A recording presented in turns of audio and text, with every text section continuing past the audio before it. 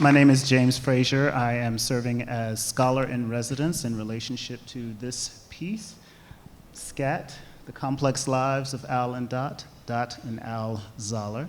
It is a huge pleasure to be here, and I have been at every single performance. I expect that I'll be at all of them. So excited to be here, and let me just say first and foremost, congratulations to these incredible performers and creators.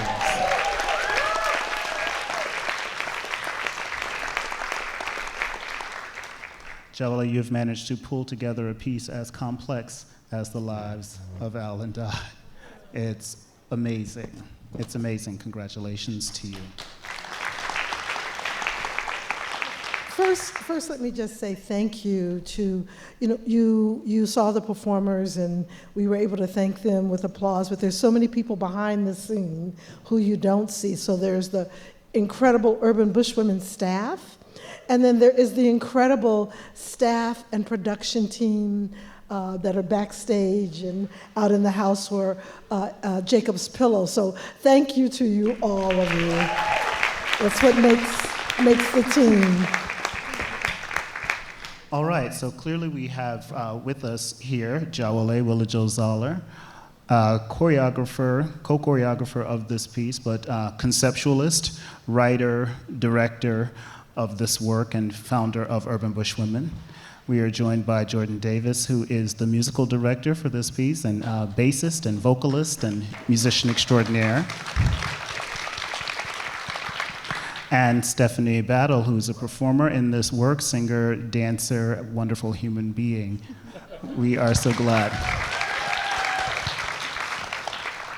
I love this gathering of folks because it has some representation for different elements or aspects of the work itself. Obviously, Jawole as the kind of mind from which this sprang and life from which this story sprang, and Jordyn and the kind of maintenance of this incredible landscape of music that we hear in this experience. And Stephanie, who has a unique story of history with Urban Bushwomen that goes back much farther than you might expect, and in the themes of circles and the ways things happen, and you would see also in the work, Stephanie has come full circle in a way to be back here with us today. So lovely to have you all, and thank you. You know, I was thinking as this, just now in this most recent watch, I have so many notes I don't even know where to begin. So in the spirit of jazz, we're just going to find out where we go with this. But I was thinking, SCAT is, in the context of this work, sometimes giving language to the unspeakable, in the way that sometimes ideas and words don't actually translate when you're speaking one language to another.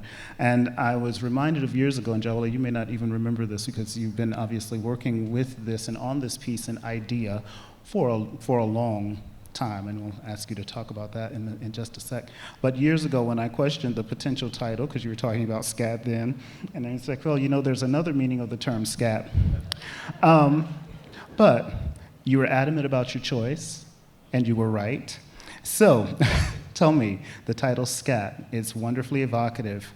What meaning does that word hold for you? Well, I grew up listening to Ella Fitzgerald and many of the greats, and so my only reference point for SCAT was SCAT singing. And then as later as I understood that it had other references, there was some pushback about the title SCAT, and some people thought, they wanted me to change the title. And I was adamant that I did not want to change the title to SCAT. So I said, well, let me add something that'll give more context to it. So I said, okay, the complex lives of Al and Dot and Al Zollar. Now, what I didn't realize when I did that, that's my brother, the third generation Al Zollar, who was married to a woman named Pat. So his social media, telephone, all of that blew up. Al, who's Dot? I thought you married to Pat. And we have 4 generations of Al Zollar. But I thought giving the context of this is a story about my mother and father. And then in my mind, like when I couldn't decide, like Al and Dot and Al, and I thought, well, they would be arguing over who should go first. So let me just include it both. Thank you. Thank you. With this work, and again, so much complexity, so much layering, tell me a little bit about your process of assembling this ensemble of people, of incredible performers. Well, developing the work, it first started as it was a keynote that I was asked to give about Kansas City for the sunsetting of an organization there. And so in the keynote, I put music with it, Count Basie and Jay McShann and Benny Moten, and I had music behind this keynote. And a former member of the company, Grisha Coleman, came up to me and said, "That's a piece." Because it was about my family and it was about Kansas City. And so when she put that in my mind, I started thinking about it. And the Apollo Theater contacted us and said, "Hey, we have the Apollo Cafe, and we want to give residency to people. You have a week. We can give you a week, and then you'll perform something." So I called Craig, who we've collaborated. This is our 4th collaboration. I said, "Craig, I got this idea. Why don't you bring what you got, and I'll bring what I got. We'll see if there's something there. We'll throw something together, and we'll see if there's any juice there." And we discovered, oh yeah, there's a lot here. So that was the first workshop. And then we continued to workshop the work. I think we had a workshop at Shapeshifters in New York, Lumberyard. It was done at the Club Helsinki.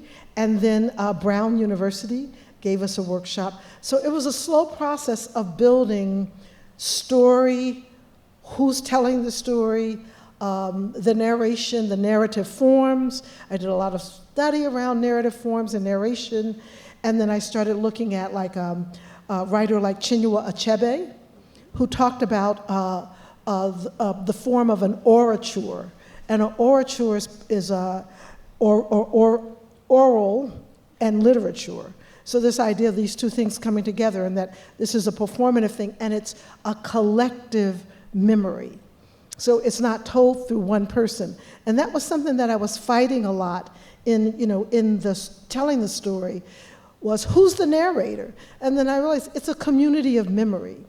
And I think that's how within my family, I would ask stories. It's also a very Africanist perspective of it is a community telling the story, not one person. One person may tell a particular point of view of that story, but we all have a point of view. And so once that started to come clear, then who we needed to tell that story.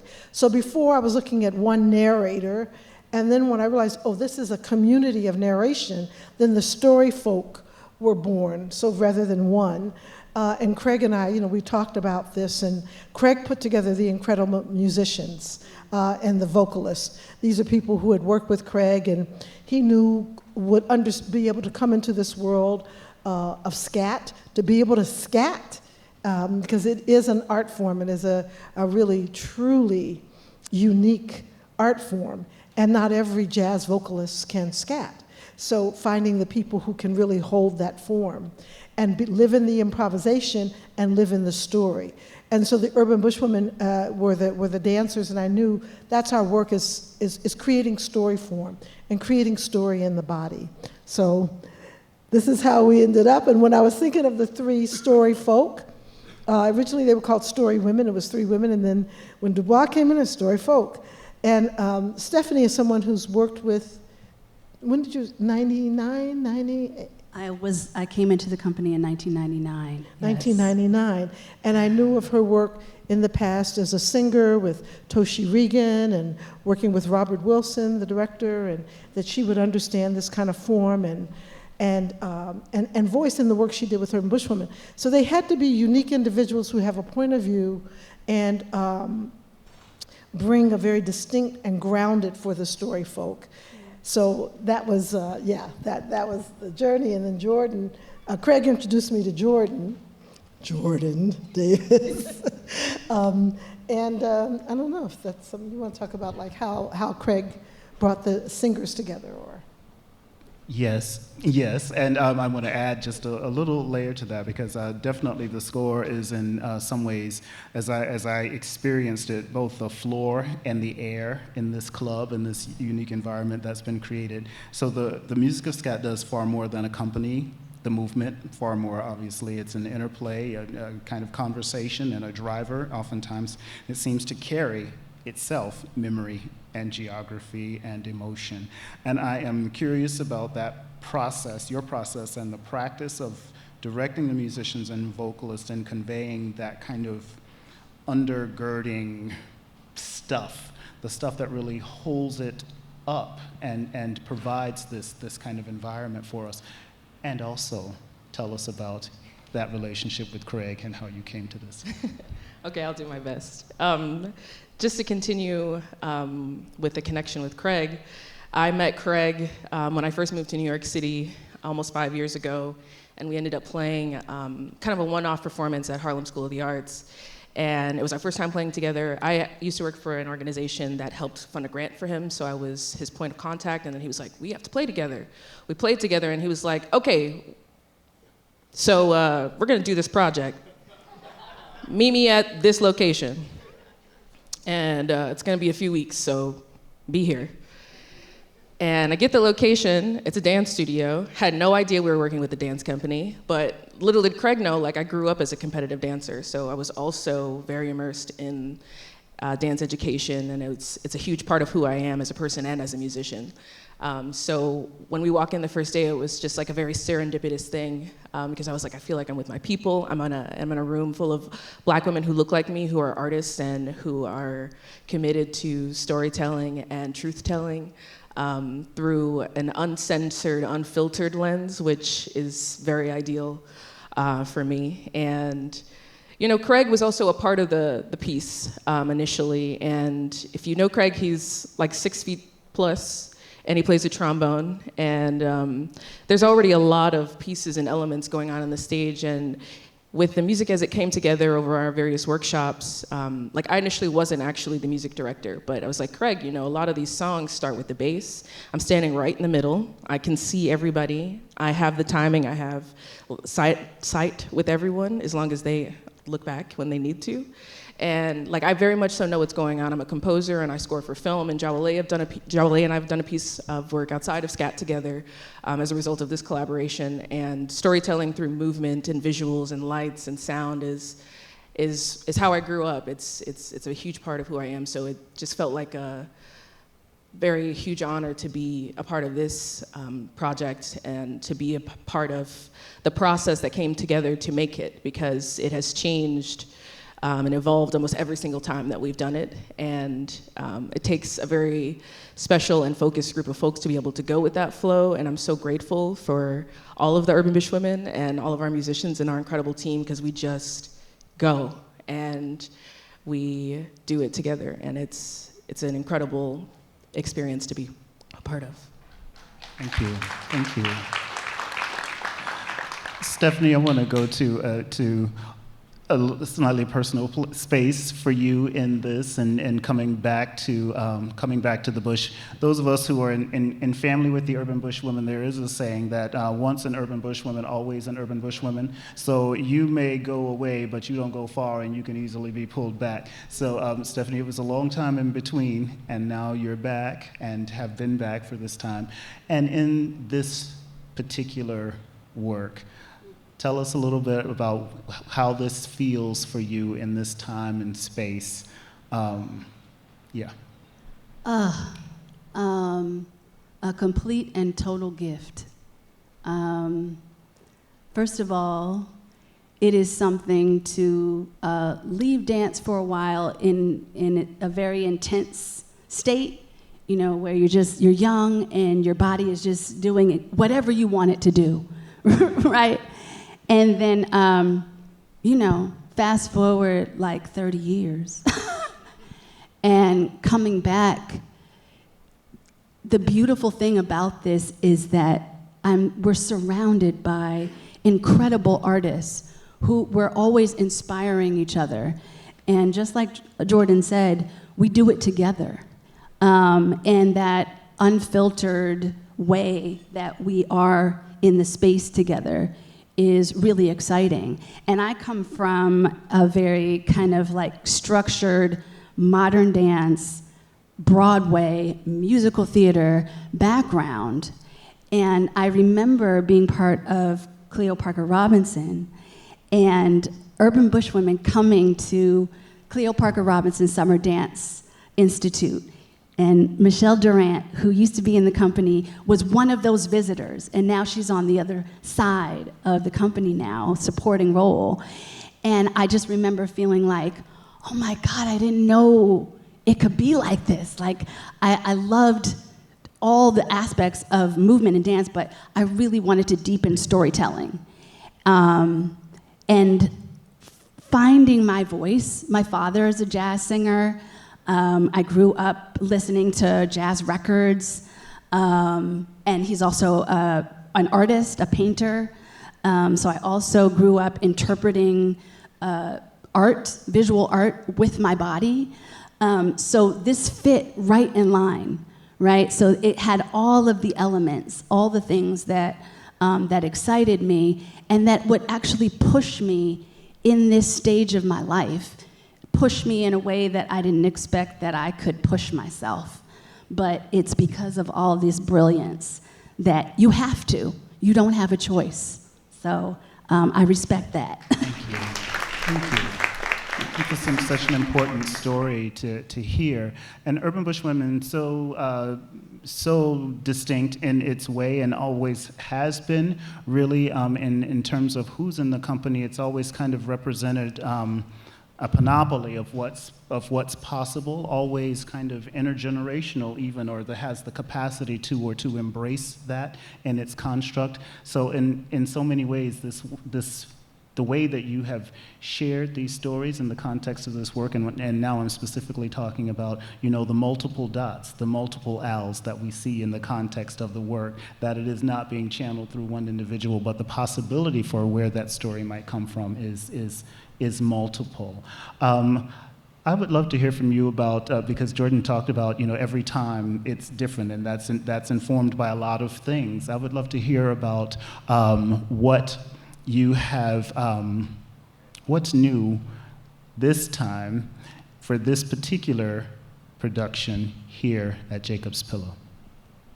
Well, actually, it's the first time we had an intermission. Yeah. So it was done originally without an intermission.